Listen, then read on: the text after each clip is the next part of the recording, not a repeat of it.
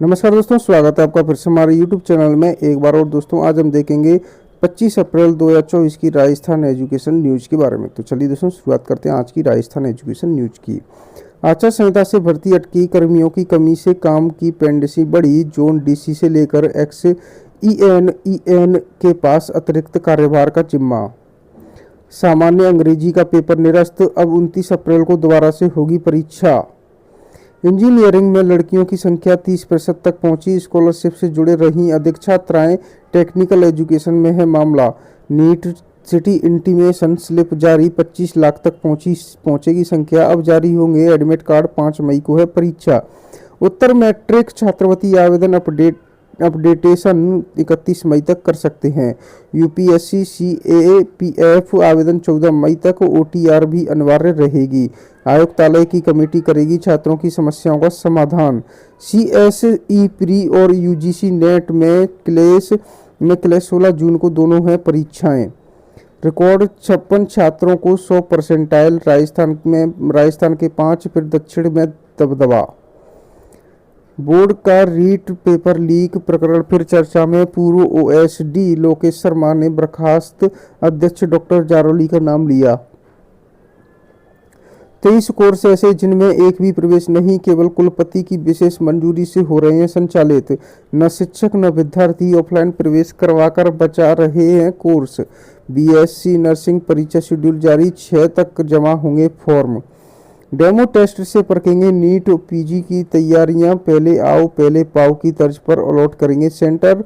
CHSL exam की अंतिम तिथि 7 मई 3712 पदों पर होगी भर्ती। सीएसईटी में प्रवेश पत्र जारी, परीक्षा 4 को की जाएगी। इस सत्र में भी 11वीं और 12वीं के कॉमर्स संकाय नहीं, 106 स्कूलों में केवल आर्ट्स और साइंस संकाय ही संचालित। इंग्लिश मीडियम स्कूल 5वीं तक एक सेक्शन में 30 विद्यार्थियों के होंगे प्रवेश, 7 मई से आवेदन किए जाएंगे। बच्चों को तेज गर्मी से बचाने के लिए स्कूल में 3 बार बजेगी वाटर बेल, छाया में होगी प्रार्थना और बैग में होंगी सिर्फ जरूरी किताबें। नीट यूजी परीक्षा के शहर की सूचना जारी, अब परीक्षार्थी बना सकेंगे यात्रा प्लान, परीक्षा 5 को रहेगी। पीएचडी प्रवेश परीक्षा में चयनित अभ्यर्थियों के साक्षात्कार 6 मई से किए जाएंगे। उत्तर मैट्रिक छात्रवृत्ति आवेदन अपडेटेशन 31 मई तक रहेगा, आवेदन 14 मई तक, ओटीआर भी अनिवार्य रहेगी। यूपीएससी सीएसपीएफ में एफडीडीआई में प्रवेश आवेदन की अंतिम तिथि 7 मई तक बढ़ा दी गई है। सीएचएसएल एग्जाम की अंतिम तिथि 7 मई तक कर दी गई है। सीएसई प्री और यूजीसी नेट की परीक्षा में टकराव, दोनों परीक्षाएं 16 जून को होने वाली हैं। क्षेत्रीय भाषा में इंजीनियरिंग का बड़ा क्रेज, प्रदेश में 2 साल में ही 16% से बढ़कर 98% पहुंचे हैं एडमिशन। एफडीडीआई में प्रवेश आवेदन की अंतिम तिथि 7 मई तक बढ़ा दी गई है। NEET UG exam centre slip जारी, फोटोग्राफ में करेक्शन कर सकेंगे, गाइडलाइन भी जारी कर दी गई है। 7 महत्वपूर्ण बिंदुओं का उल्लेख भी किया गया है।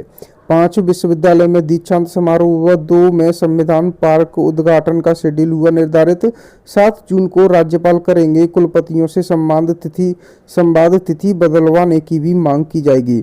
उत्तर मैट्रिक छात्रवृत्ति के अपडेटेशन 31 मई तक किए जाएंगे। एनटीए ने जारी किए परीक्षा शहर, इस बार छात्रों को भी मिला कोटा, प्रवेश पत्र 1 मई को होंगे संभावित। आयुक्तालय की कमेटी करेगी छात्रों की समस्या का समाधान। सीएसईटी के प्रवेश पत्र जारी, परीक्षा होगी 4 को। इंजीनियरिंग में लड़कियों की संख्या 30% तक पहुंची, स्कॉलरशिप से जुड़ रही अधिक छात्राएं। स्कूटी वितरण और प्रोत्साहन योजना 607 में से 171 छात्राओं को ही मिली, आचार संहिता के कारण नोडल केंद्र से नहीं हो पाया है वितरण। यूपीएससी और यूजीसी नेट परीक्षा तिथि टकराई, दोनों परीक्षाएं 16 जून को होने वाली हैं। शिक्षा के बढ़ते कदम का तीसरा चरण, 58,000 से अधिक विद्यार्थी होंगे शामिल। मैट्रिक छात्रवृत्ति योजना के लिए ऑनलाइन आवेदन 31 मई तक किए जाएंगे। 28 अप्रैल तक करें आवेदन। नेशनल टेस्टिंग एजेंसी में निकाली गई हैं वैकेंसियां, भर्ती की संबंधी जानकारी लेने के लिए क्यूआर कोड स्कैन भी कर सकते हैं। 22 अप्रैल से बढ़ाकर 28 अप्रैल इसकी तिथि कर दी है आवेदन करने की। अब 15 से 24 मई तक होंगी परीक्षाएं। एनटीए में नेशनल टेस्टिंग एजेंसी द्वारा की जाएंगी भर्तियां। 15 मई से 31 मई के बीच होगी परीक्षा। इंटेलिजेंस ब्यूरो में भरे जाएंगे 660 रिक्त पद। ग्रुप बी और ग्रुप सी में निकाली गई हैं वैकेंसियां। 29 मई तक आवेदन कर सकते हैं।